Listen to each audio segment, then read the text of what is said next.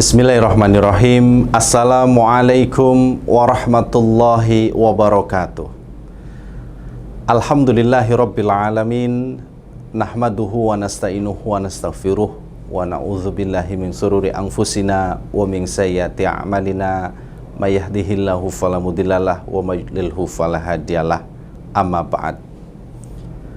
Sahabat Wibawa Mukti TV yang dirahmati oleh Allah, puji syukur kita panjatkan kehadirat Allah Subhanahu wa Ta'ala yang telah memberikan kita banyak kenikmatan, sehingga alhamdulillah kita bisa kembali bertatap muka, kita bisa kembali bersilaturahmi di acara Lentera Hati Ramadan Wibawa Mukti TV. Salawat dan salam semoga tetap terlimpah kepada junjungan Nabi besar Nabi Muhammad Sallallahu Alaihi Wasallam. Sahabat yang dirahmati oleh Allah, surga merindukan 4 golongan. Ada 4 golongan yang sangat dirindukan surga. Kalau sebagai analogi, ketika kita merindukan seseorang, kemudian kita menjumpainya, itu sudah biasa.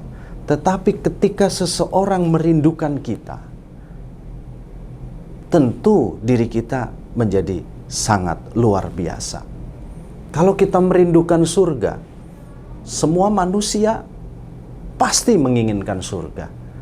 Tetapi ketika surga yang merindukan manusia itu, nah ini yang menjadi luar biasa. Sahabat Wibawa Mukti TV yang dirahmati oleh Allah, al-jannatu mushtaqatun ila arba'ati nafarin. Surga merindukan 4 golongan. Siapa saja 4 golongan ini? Yang pertama adalah talil Quran. Orang yang gemar membaca Al-Quran. Tentu ini adalah salah satu hal yang perlu kita lakukan di bulan Ramadan, yaitu meningkatkan intensitas kita membaca Al-Quran. Maka dalam salah satu hadis, Nabi mengatakan bahwa aku tidak mengucapkan alif lam mim itu sebagai satu huruf, akan tetapi alif 1 huruf, lam 1 huruf, mim 1 huruf, masing-masing itu dengan 10 kebaikan. Bayangkan sahabat Wibawa Mukti TV yang dirahmati oleh Allah, ketika kita membacakan ayat-ayat Al-Quran selama bulan Ramadan ini dengan jumlah halaman yang cukup banyak, maka kebaikan yang kita dapatkan bukan kebaikan jumlah ayatnya, akan tetapi dari masing-masing ayat itu terdapat huruf-huruf, dan satu hurufnya adalah 10 kebaikan. Maka luar biasa ketika kita membaca alif lam mim, maka itu terdapat 30 kebaikan. Apalagi dengan meningkatkan tadarus Quran kita selama bulan Ramadan. Lalu kelompok kedua yang dirindukan oleh surga adalah wahafidil lisan. Wahafidil lisan itu siapa? Orang yang menjaga lisannya dari ucapan-ucapan kotor, ucapan-ucapan yang tidak bermanfaat. Ada pertanyaan, bagaimana kalau misalnya sekarang status? Nah, ada sebuah pepatah mengatakan dulu ya, bahwa mulutmu adalah harimaumu. Akan tetapi sekarang berubah, jempolmu adalah harimaumu. Ketika kita mengupdate status menggunakan jempol, status itu kemudian menyakiti perasaan orang lain, atau bahkan status-status yang kita posting di jejaring sosial kita menyudutkan, mendiskreditkan, menyakitkan orang-orang lain, maka sama saja dengan kita tidak bisa menjaga lisan. Karena hakikatnya lisan bukan saja bentuk dari bibir kita, tetapi produk yang dilahirkan dari bibir ini sama dengan tulisan-tulisan yang sering kita update. Maka sahabat Wibawa Mukti TV, mudah-mudahan saya berharap Anda semua adalah termasuk orang-orang yang menjaga wahafidil lisan, bagaimana menjaga lisan kita.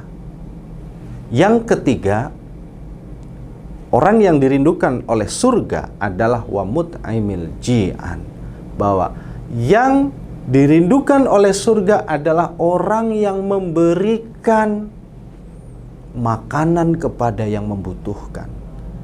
Saat ini kita tengah diterpa pandemi COVID-19.